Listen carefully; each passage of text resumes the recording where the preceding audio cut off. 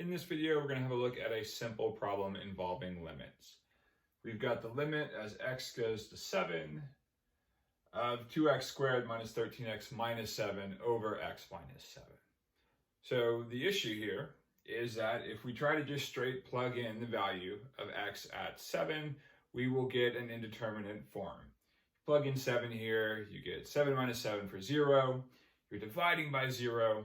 So you can't determine the limit straight off the bat. You're going to have to do something with this denominator.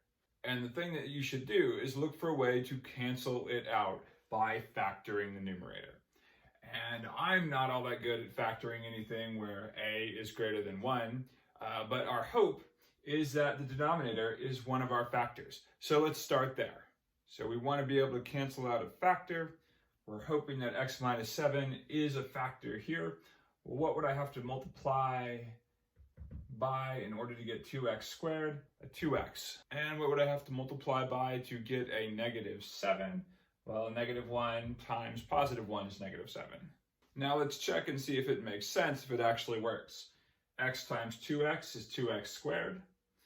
X times 1 is positive x. Negative 7 times 2x is negative 14x. So that's positive x minus 14x will equal negative 13x. So we do have the correct middle term. And then negative 7 times 1 is negative 7. So this factoring pattern works, and we can cancel out the x minus 7 from the denominator and then take our limit. The cancellation leaves behind 2x plus 1. Now we can take the limit. As x trends to 7, you can just substitute 2 times 7 is 14 plus 1. The limit of this function as x trends to 7 is 15. Alternatively, since our numerator and denominator are both equal to 0, when we let x trend to 7, we can use L'Hopital's. Verifying that the numerator is in fact equal to 0 when x trends to 7. Finding the derivative of both the numerator and the denominator as though they were different functions.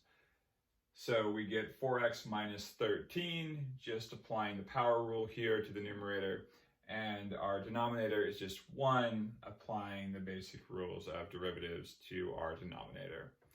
And this does not have any conflict when we run the limit out to 7. We don't end up dividing by 0. So we can take this limit as x goes to 7, and let's see if we get the same value. 4 times 7 is 28.